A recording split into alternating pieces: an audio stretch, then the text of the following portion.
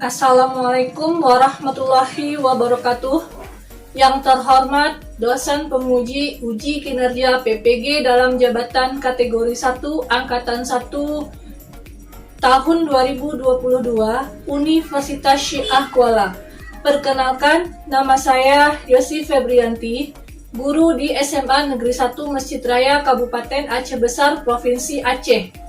Pada hari ini, saya melaksanakan pembelajaran kegiatan praktek pembelajaran untuk memenuhi ujian kinerja PPG dalam jabatan kategori 1 angkatan 1 tahun 2022 dengan mengambil materi pemanfaatan flora dan fauna di Indonesia untuk kelas 11. Untuk lebih jelasnya, berikut video pembelajaran yang telah saya laksanakan.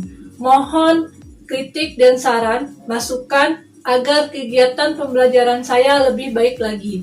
Terima kasih atas perhatiannya. Wassalamualaikum warahmatullahi wabarakatuh.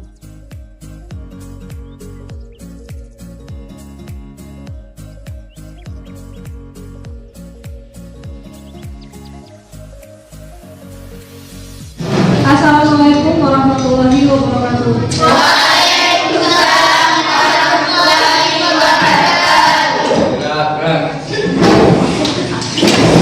Silakan berdoa. Bismillahirrahmanirrahim. Alhamdulillahirabbil alamin. Ar-Rahmanirrahim. Maliki yaumiddin. Iyyaka na'budu wa iyyaka nasta'in. Ihdinas siratal mustaqim. Siratal ladzina an'amta 'alaihim ghairil maghdubi 'alaihim waladdallin. Amin. Bismillahirrahmanirrahim. Rabbi zidni ilman warzuqni fahman.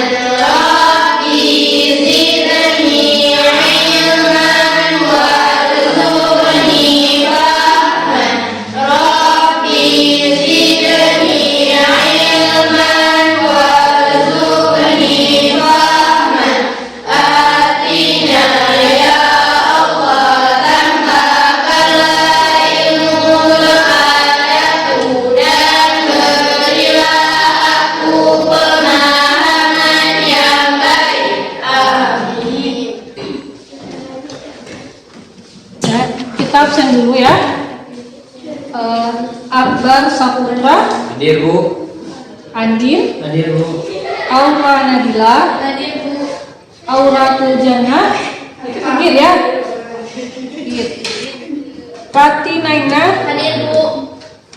Zalfa Kalisa, Hadir Bu. Zia Fazana, Hadir Bu. Zuhra, Hadir Bu.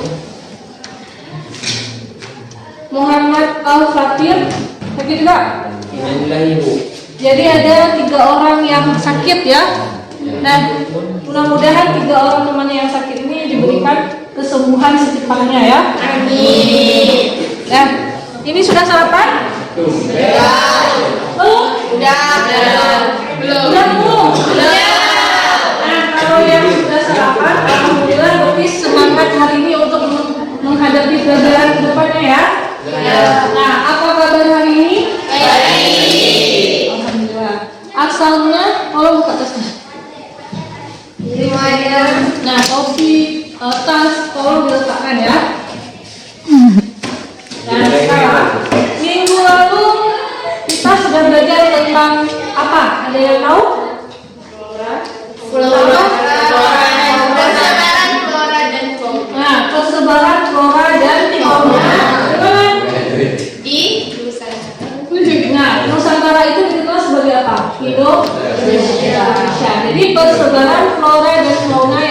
di Indonesia. Kaya. Nah, sekarang pelajaran kita berhubungan dengan ini, pemanfaatan flora dan fauna. Kita sudah tahu apa saja dan di mana saja persebaran flora dan fauna. Flora itu apa? Nah, kalau fauna? Ya. Nah, sekarang pemanfaatannya. Indikator pencapaian kompetensi yang pertama mengidentifikasi pemanfaatan flora dan fauna di Indonesia sebagai sumber daya alam. Yang kedua, menyebutkan contoh pemanfaatan flora dan fauna. Yang ketiga, menganalisis pemanfaatan flora dan fauna di Indonesia sebagai sumber bahan pangan, sandang, obat-obatan dan industri. Nah, keempat, membuat clipping pemanfaatan flora dan fauna di Indonesia. Kemudian tujuannya apa? Kita mempelajari ini untuk apa? Apa tujuan kita mempelajari ini? Yang pertama, setelah melihat video, siswa dapat mengidentifikasi pemanfaatan flora dan fauna di Indonesia sebagai sumber daya alam dengan baik. Dua, setelah melihat slide di tugasan ini ya, siswa dapat menyebutkan contoh pemanfaatan flora dan fauna di Indonesia dengan benar. Ketiga, setelah melihat slide, siswa dapat menganalisis pemanfaatan flora dan fauna di Indonesia sebagai sumber bahan pangan, sandang, obat-obatan dan bahan industri dengan tepat. Nah, kemudian, nah yang di depan ini apa? Yang di atas adalah flora, yang di bawah fauna. Yang pertama flora itu biasanya untuk apa? Flora atau tumbuhan biasanya kita gunakan obat. Ada obat lagi. Bahan makanan. Contohnya sayur ya. Tuh kalau yang di bawah coba. Daging. Dagingnya untuk makan juga ya. Ini ada video.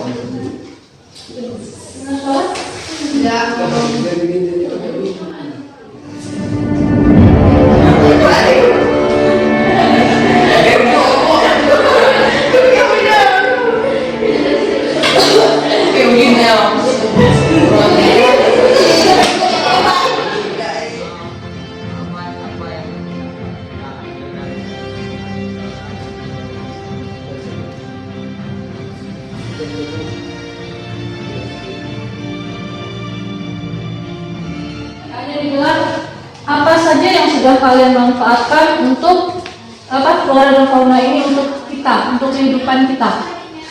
Apa saja? Bahan pangan. Apa lagi? Obat-obatan. Apa lagi? Dagingnya, bahan pangan juga. Nah, yang kedua, ibu ada video lagi. Ya.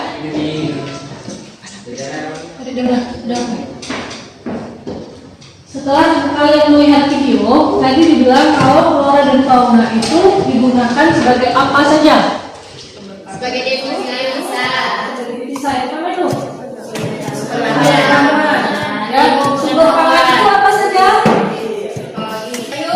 Sayur, lagi.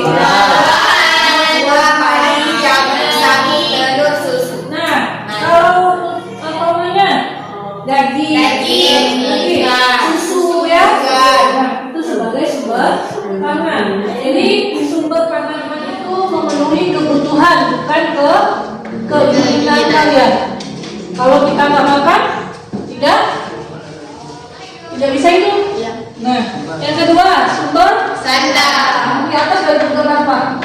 Baju. Ya, baju itu digunakan sebagai pelindung dari panas. Lagi Hujan. Kedinginan.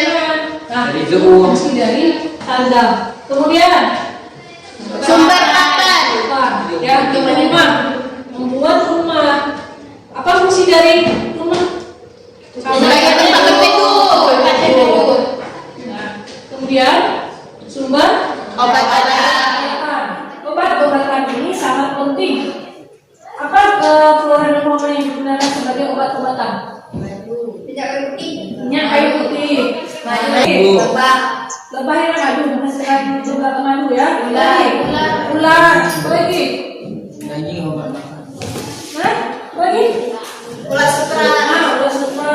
Sutra apa? Enggak. Oke. Sumber kosmetik. Nah, sumber kosmetik ini biasanya untuk perempuan nih. Apa yang bisa kalian Tidak buaya.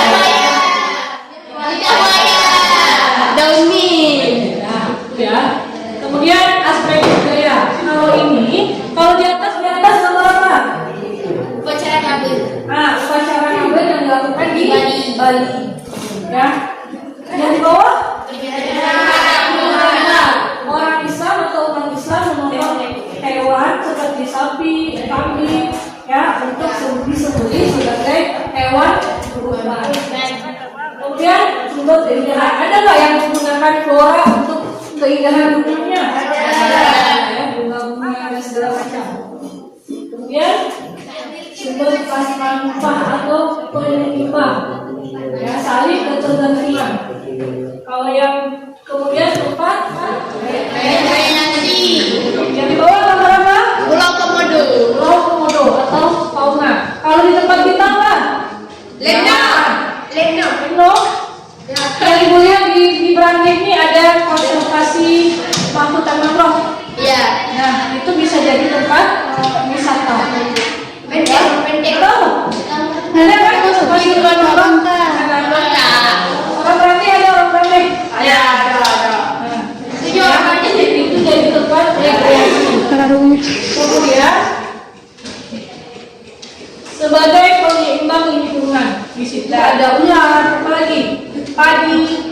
Ini sama seperti piramida penduduk, tahu? Nah, ya.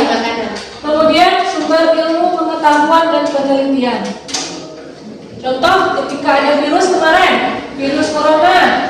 Jadi peneliti ini melakukan penelitian kenapa bisa terjadi virusnya, apa penyebabnya, apa dampaknya dan segala macam. Ya.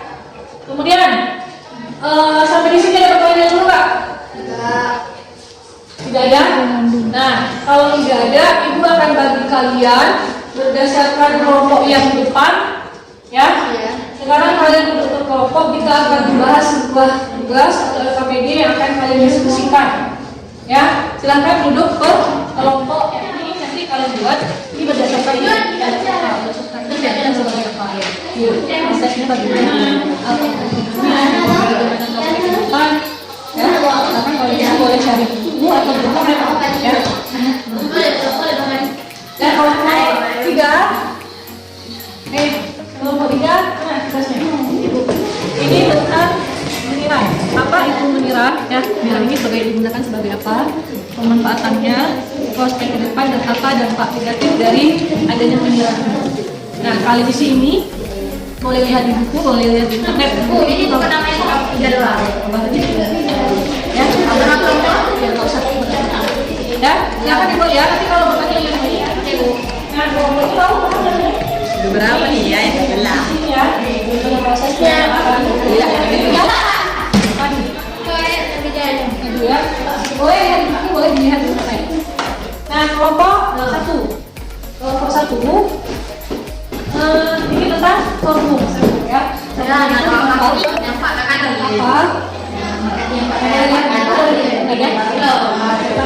Nanti kalau ada pertanyaan boleh tanya ya.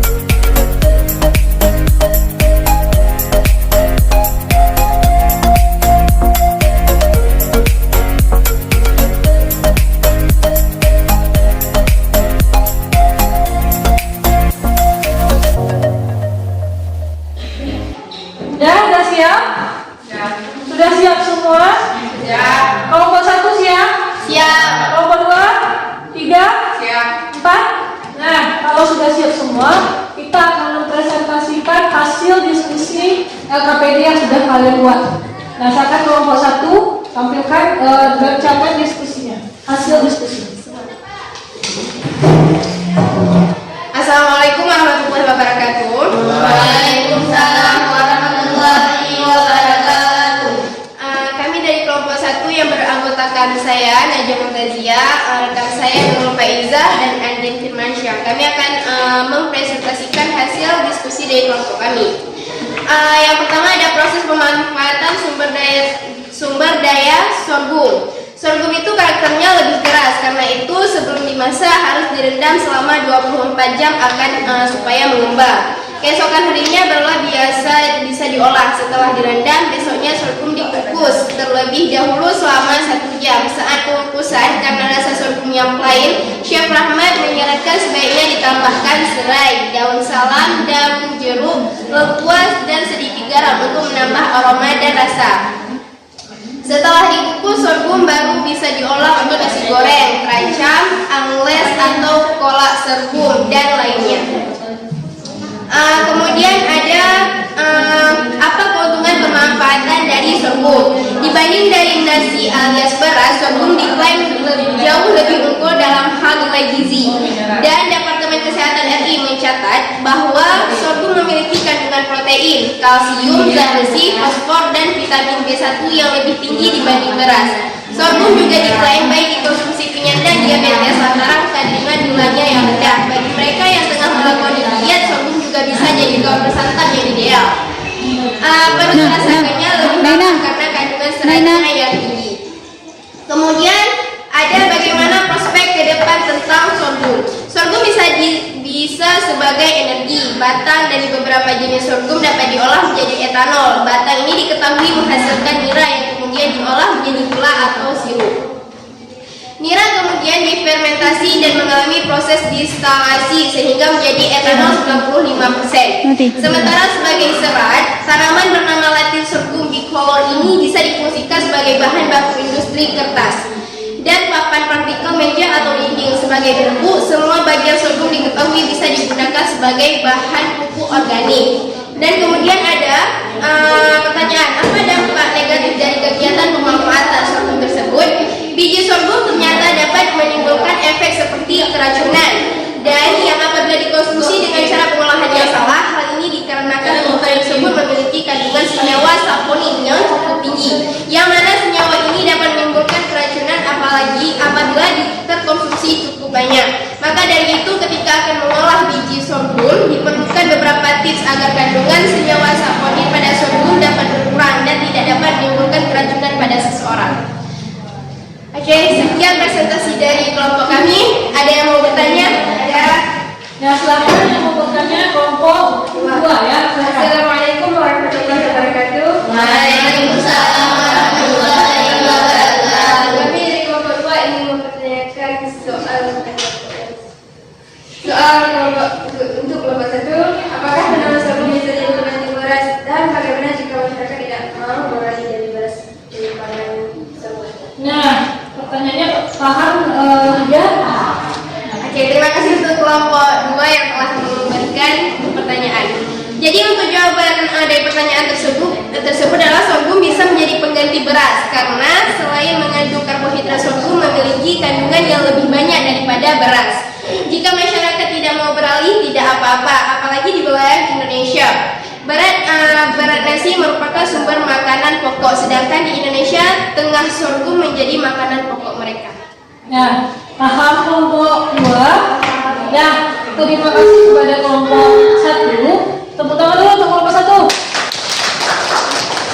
Ya, sekarang kelompok 2 baca hasil diskusinya. Assalamualaikum warahmatullahi wabarakatuh.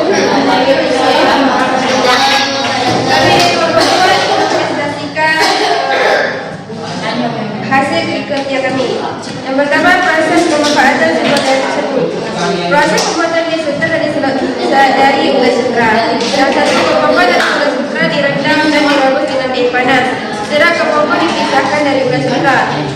Serat sutra dipintal menjadi ulas sutra. Ulas sutra kemudian ditenun menjadi kain sutra yang halus dan berkilau. Kain sutra dapat diberi warna untuk dijadikannya warna-warni.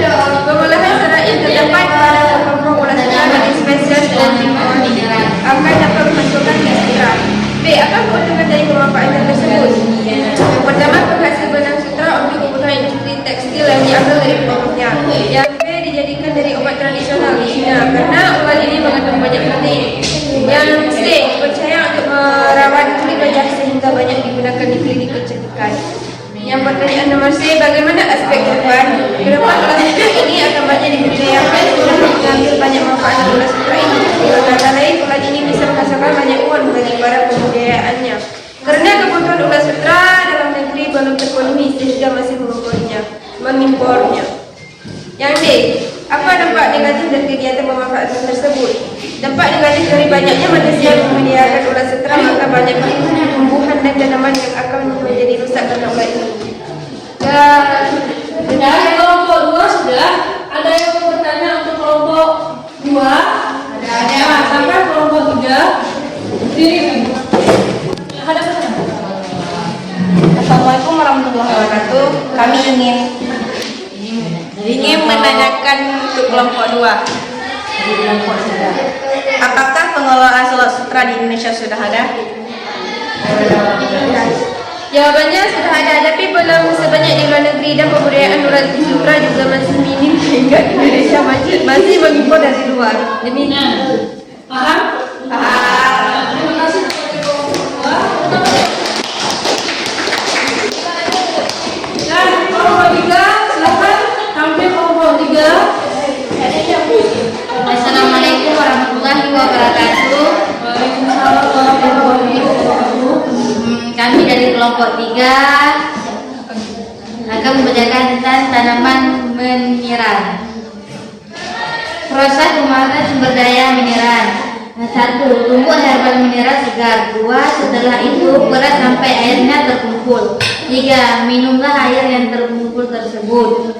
Apakah keuntungan dari pemanfaatan mineral? Membuat mengatasi batu ginjal, mengatasi tumbuh lambung, meningkatkan fungsi hati, membantu meredakan asam urat hingga berpotensi menurunkan tekanan darah. Bagaimana prospek mineral? Bagaimana prospek di depan? Seiring berkembangnya ilmu pengetahuan, banyaknya penelitian yang banyak meneliti tentang manfaat dari tanaman di sekitar, sehingga ke depan daun mineral bisa menjadi pengobatan herbal sebagai penyakit dan akan lebih mudah pengolahannya, bahkan mungkin akan dibuat seperti tablet atau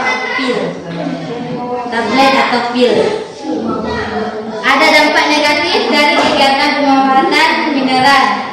A. Penurunan kadar gula di dalam tubuh. Mineral hijau dapat menurunkan kadar gula darah jika dikonsumsi bersamaan dengan obat diabetes. Kadar gula darah dapat menurunkan tekanan darah dan bisa menyebabkan hipertensi. Perempuan hamil sebaiknya tidak mengonsumsi obat herbal dari mineral sebab mineral memiliki efek samping menurunkan kandungan. Ada yang mau ingin ditanyakan? Ya, kepada kelompok lain ada yang mau bertanya? Kelompok 4 ada yang mau bertanya kan? Kami dari kelompok 4 ingin menanyakan apakah tanaman mineral tersebut ada di Aceh? Ada, tapi mungkin namanya bukan mineral. Tanaman tersebut banyak tumbuh di sekitar kita. Nah, katanya ada ya, cuman mungkin namanya sama ya, sudah sama ya, paham? Nah, terima kasih kepada kelompok 3. Silakan berikan tepuk tangan kepada kawannya. Baik, terakhir kelompok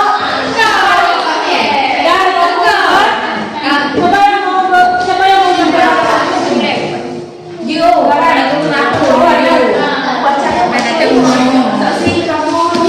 Assalamualaikum warahmatullahi wabarakatuh.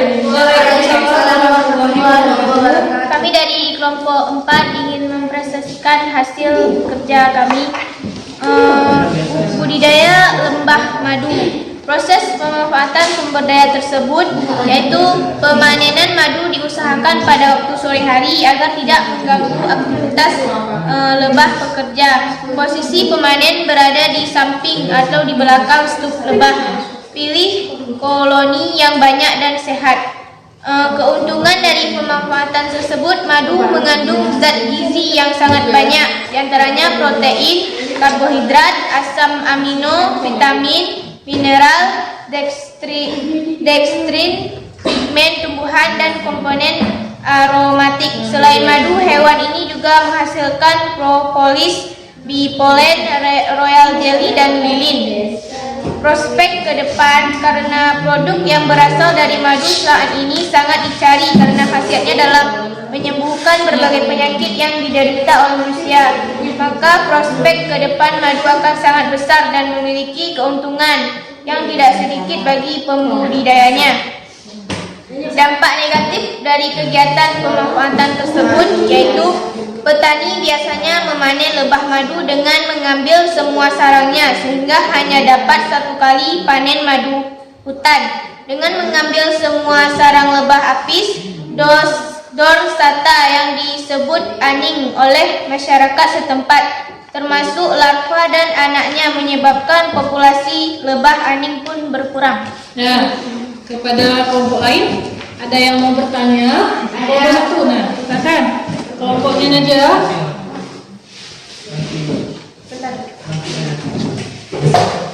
Assalamualaikum warahmatullahi wabarakatuh. Waalaikumsalam warahmatullahi wabarakatuh. Kami kelompok 1 ingin menanyakan pada kelompok 4. Apakah lebah madu bisa diternakkan di mana saja? Nah, silakan kelompok. Jawabannya, pembudidayaan dan peternakan lebah madu harus memenuhi syarat yang harus dipenuhi sebelum mendirikan tempat pembudidayaan, karena menyangkut keselamatan, karena lebah madu adalah hewan yang menyengat. Nah, paham ya? Nah, terima kasih kepada kelompok 4. Silakan berikan tepuk tangan. Sekarang kita akan melakukan evaluasi atau penilaian.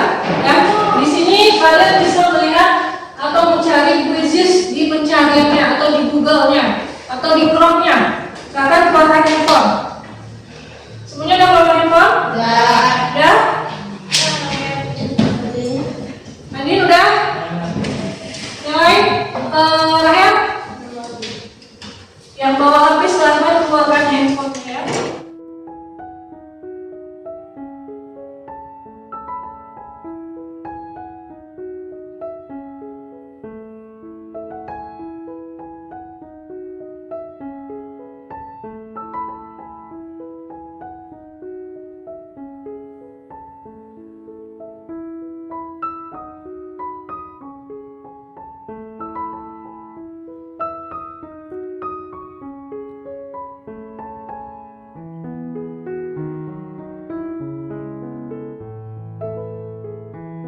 Di sini peringkatnya dulu. Kita lihat ya. Jadi yang paling banyak betul hati ya. Berarti Ramuna, Zahra, Zuhra, Zalfa, Harisah. Jadi yang banyak betul itu ada 3 orang apa? 3 orang ya. Semuanya hampir betul. Artinya nah, artinya berarti kalian paham tentang pelajaran kali ini ya. Nah, kalau begitu ada pertanyaan? Ya. Ada pertanyaan tidak? Nah, kalau tidak ada, siapa yang bisa menyimpulkan pelajaran hari ini? Siapa yang bisa menyimpulkan pelajaran hari ini? Nah, silakan. Flora dan fauna bisa dimanfaatkan untuk kebutuhan hidup manusia, mulai dari kandang, papan, tanah, obat-obatan, ilmu pengetahuan, ekonomi, kosmetik, budaya, keindahan, dan tempat rekreasi. Dan rekreasi. Dan ada yang lain? Itu dari Ramuna. Yang lain katanya flora dan fauna bisa dimanfaatkan sebagai bahan sandang, pangan, papan, bagi Obat-obatan, budaya, sumber daya, bagi alam, bagi televisi, bisa, dan nah dan ilmu pengetahuan. di pengetahuan dan penelitian ya. Nah, kalau begitu minggu depan kita akan belajar tentang konservasi flora dan fauna ya. Kalau dimanfaatkan, otomatis chlorida dan hormona ini akan terancam, ya, akan terancam. Makanya akan dilakukan konservasi, ya, paham ya? Nah, sekarang kita akhiri pembelajaran hari ini. Sebelumnya